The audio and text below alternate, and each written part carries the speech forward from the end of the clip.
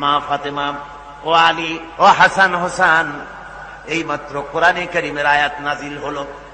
আল্লাহ রাব্বুল আলামিন আমাকে বলতে বলেছেন, আমি জানি না, আমি নবী জানি না কিয়ামতের দিন আল্লাহ আমার সাথে কি ব্যবহার করবেন, আর আমি এও জানি না যে আল্লাহ রাব্বুল আলামিন তোমাদের সাথে কি ব্যবহার করবেন। সুতরাং ও ফাতেমা, মুহাম্মদ সাল্লাল্লাহু আলাইহি ওয়াসাল্লামের মেয়ে হিসেবে নাজাতের কোনো ফয়সালা তোমার হবে না। ও হাসান হোসেন, মুহাম্মদ সাল্লাল্লাহু আলাইহি ওয়াসাল্লামের নাতি হিসেবে তোমাদের ফয়সালা হবে না। কিয়ামতের দিন তোমাদের ফয়সালা হবে যার যার আমলের উপরে। আমলকে ভালো করে গঠন করো, এই আমল তোমাকে কিয়ামতের দিন তোমাকে বাঁচাবে। আমল তৈরি করো ভালো করে, আমার দোহাই দিয়ে নাজাত পাবে না, আমল তৈরি করতে হবে। কথা বুঝতে পেরেছেন? কথা বুঝে আসছে? আমার বন্ধুগণ, হযরতে ফাতিমা রাদিয়াল্লাহু তাআলা আনহা ইন্তেকালের আগে, মরজে মওত যখন হলো, ইন্তেকালের আগে তিনি হযরত আলীকে, তার স্বামীকে ডেকে বলেন, প্রাণের স্বামী, আমার মওত যখন হয়ে যাবে বেশি লোককে খবর দিবেন না, অল্প লোকদেরকে জানায় আমার জানাজার ব্যবস্থা তাড়াতাড়ি করে মাদফুন করে আমাকে দিবেন। গভীর রাত্রে হযরত ফাতিমা রাদিয়াল্লাহু তাআলা আনহা ইন্তেকাল করলেন। কিছু সংখ্যক সাহাবীদের কাছে খবর দিয়া অল্প সময়ের ভিতরে জানাজার ব্যবস্থা করা হলো। হযরতে আবু যর গিফারী রাদিয়াল্লাহু তাআলা আনহু কবরের ভিতরে নেমে গেলেন। কবরের ভিতরে নেমে গিয়া হযরতে আবু যর বলেন যে, কবর, তোর ভিতরে আজকে কাকে রাখবো, তুই কি তা জানিস নাকি? কোনো জবাব আসে না। হযরতে আবু যর বলেন, কবর রে, তোর ভিতরে আজকে যাকে রাখবো তিনি হতেছেন হযরত ইমাম হাসান হোসেনের মা, বেহেশতের সমস্ত জওয়ানদের সরদার হবেন যারা, সেই দুইজনের মা তোর ভিতরে রাখবো, খবরদার বেয়াদবি করবি না। কোন জবাব না পেয়ে হযরতে আবু যর বলেন, ওগো কবরের মাটি, তোর ভিতরে কাকে রাখবো কি জানিস? আসাদুল্লাহিল গালিব, দুনিয়ার সমস্ত কাফেরদের বিরুদ্ধে আল্লাহ রাব্বুল আলামিন যাকে বাঘ বানিয়ে পাঠালেন, সেই হযরতে আলী, তার স্ত্রী রেখে যাব, খবরদার বেয়াদবি করবি না। কোন জবাব আসে না। হযরতে আবু যর বলেন, কবরের মাটি, তোর ভিতরে যাকে রাখবো তিনি হলেন খাতুনে জান্নাত, বেহেশতের সমস্ত মহিলাদের সরদারিনী হবেন যে ফাতেমা, তারে রেখে যাব, তোর ভিতরে খবরদার কোনো বেয়াদবি করবি না।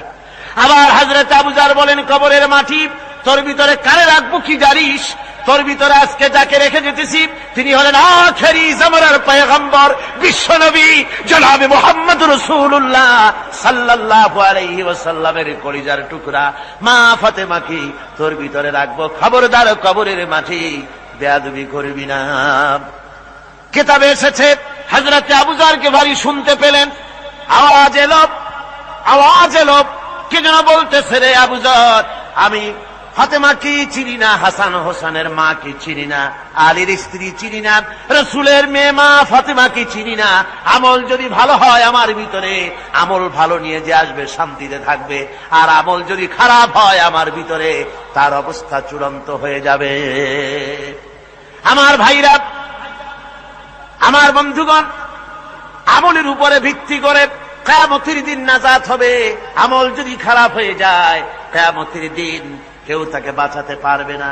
এই জন্য কিয়ামতের ময়দানে, হাসরের দিনে আল্লাহর হাবিব জনাবে মুহাম্মদ রাসূলুল্লাহ সাল্লাল্লাহু আলাইহি ওয়াসাল্লাম সিজদায় পড়ে কাঁদতে থাকবেন।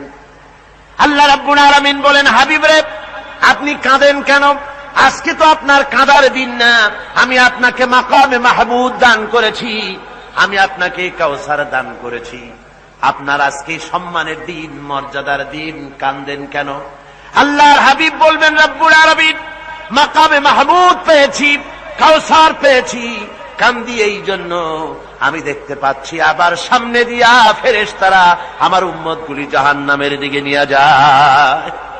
আল্লাহ রাব্বুল আলামিন বলবেন, ওগো আমার হাবিব, আমি আপনাকে ক্ষমতা দিলাম, আপনার জান্নাতি উম্মতগুলি আপনি বেছে নেন। আল্লাহর হাবিব তার জান্নাতের উম্মতগুলি বাঁচতে থাকবেন। হযরত আয়েশা বলেন, ইয়া রাসূলুল্লাহ, কিয়ামতের ময়দানে লক্ষ কোটি কোটি মানুষের ভিতরে আপনার জান্নাতি উম্মত আপনি চিনবেন কি করে? হুজুর বলেন, আয়েশা, কোন একটি ঘোড়ার কপাল যদি থাকে সাদা, এই সাদা কপালওয়ালা ঘোড়াটা যদি অসংখ্য ঘোড়ার ভিতরে যদি হারিয়ে যায়, তাহলে সাদা কপালওয়ালা ঘোড়ার মালিক তার ঘোড়াকে পাবে কিনা বলো? হযরত আয়েশা বলেন, হুজুর, অনায়াসে পাবে। আল্লাহ রাব্বুল আলামিনের হাবিব বলেন, আয়েশা রে, কিয়ামতের ময়দানে আমার যেই উম্মতেরা নামাজি ছিল, দিনদার ছিল, পরেজগার ছিল, দুনিয়ার বুকে ঈমান নিয়ে যারা চলাফেরা করেছে, আমার দিন কায়েমের আল্লাহর দিনের জন্য যারা কাজ করেছে, ওদের চেহারা নূর চমকাতে থাকবে, ঈমানের নূর কিয়ামতের দিন চমকাতে থাকবে।